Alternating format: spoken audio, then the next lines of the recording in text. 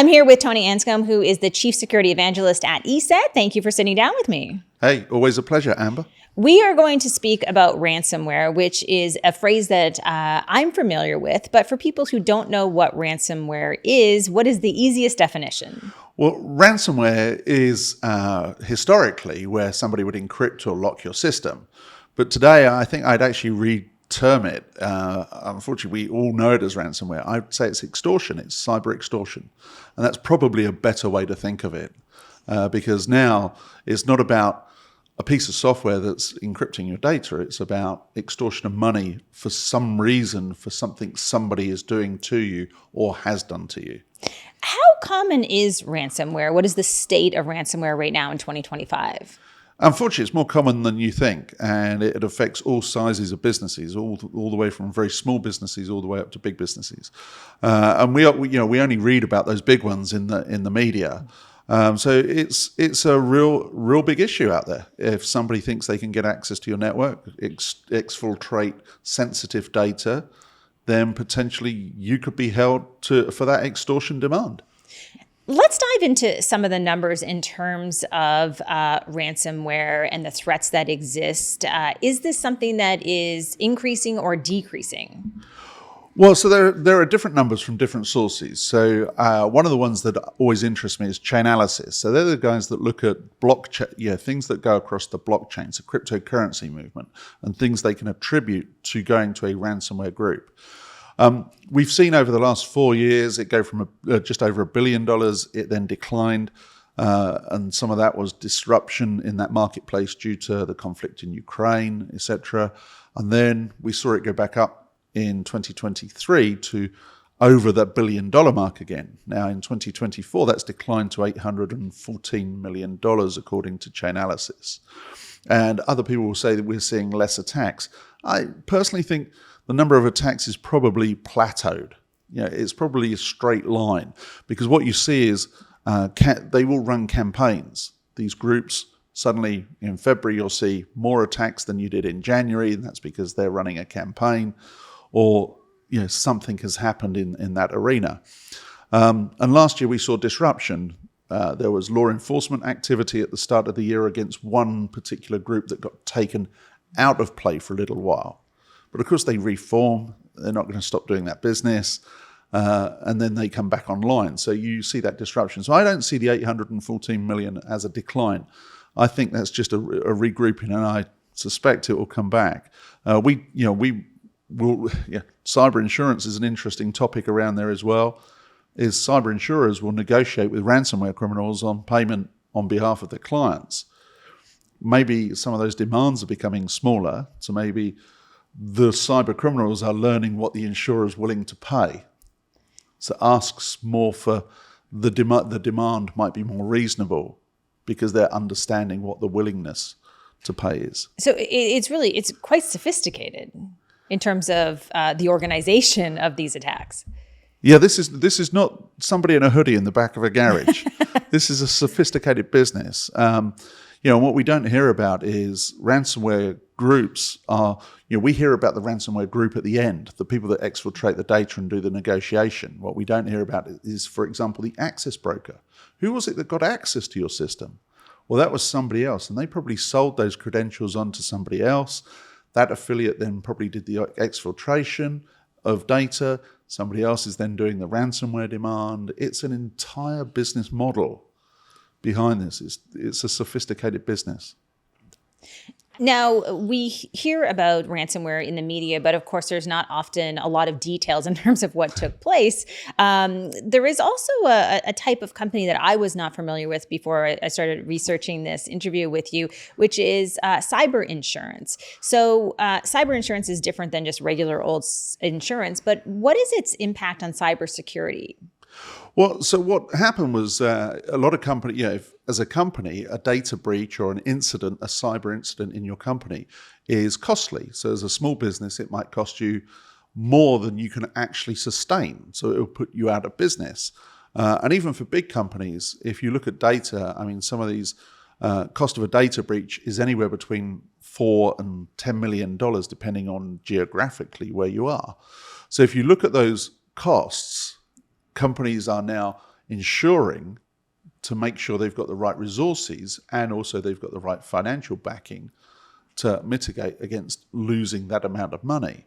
But of course, it's a bit more than that, because the insurers then turn and want to know that, actually, have you got this in place? How are you securing your systems?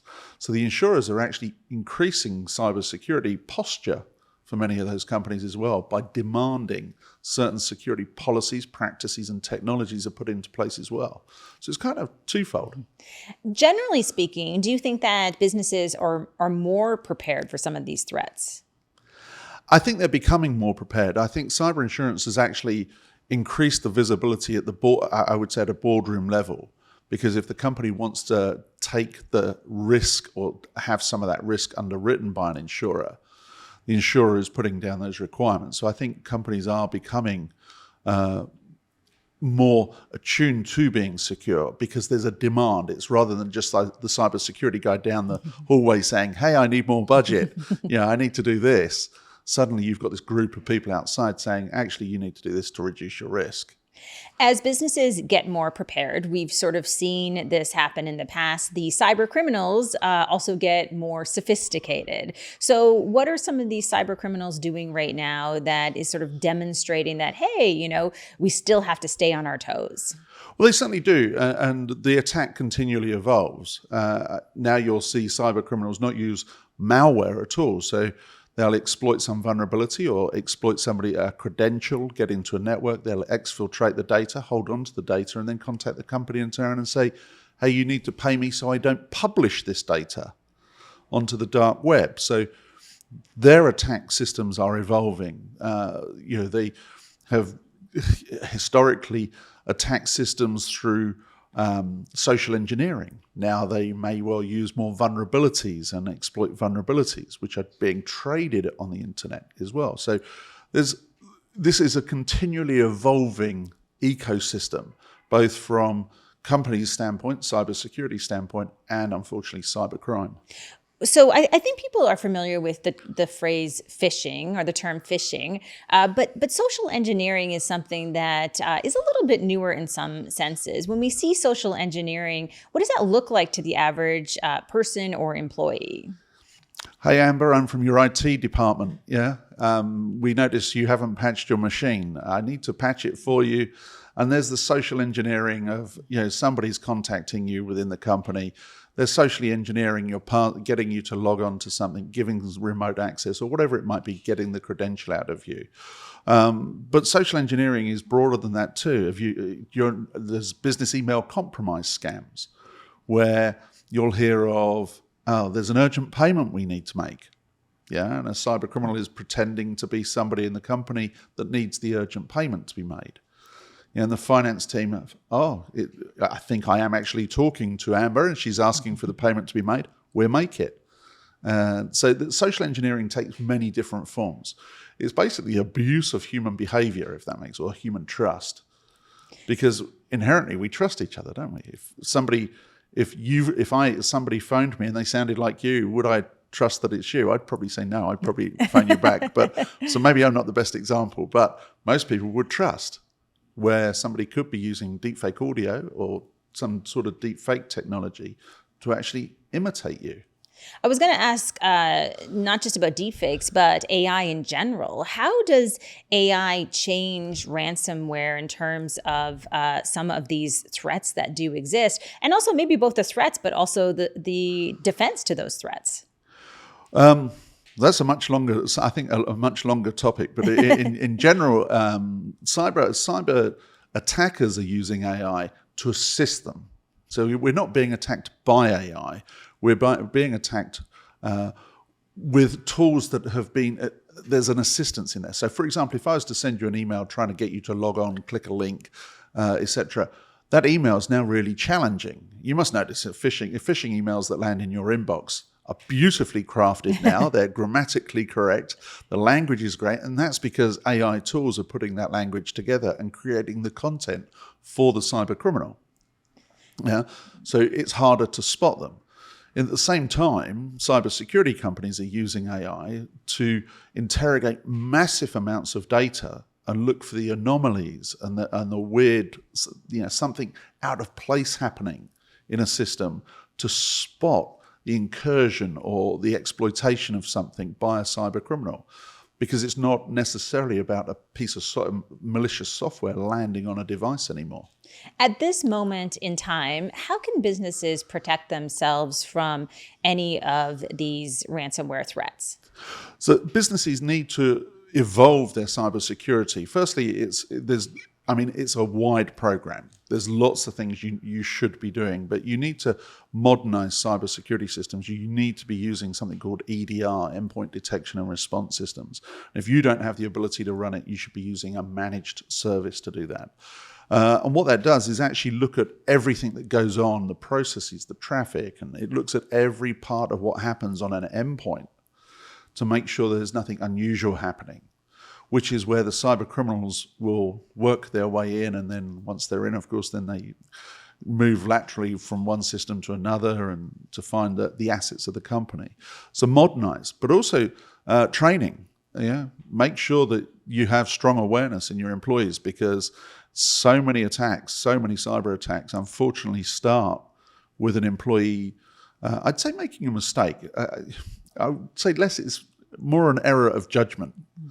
They're duped by somebody and it could feel real at the moment they unfortunately are duped. So make sure that you do really good cybersecurity awareness training and do it frequently. Insurers will state a company should do it once a year. Personally, I think you should refresh that about every 3-4 months. Just keep it front of mind for every employee. Great advice. And for people who want to get more information about some of these threats that do exist, where can they go to follow along with what ESET is researching and talking about? Well, for our research and some white papers and things like that, go to welivesecurity.com. If you want to learn more about some of the technologies of protection against ransomware, look at eset.com. Excellent. Thank you so much for joining me. Oh, my pleasure.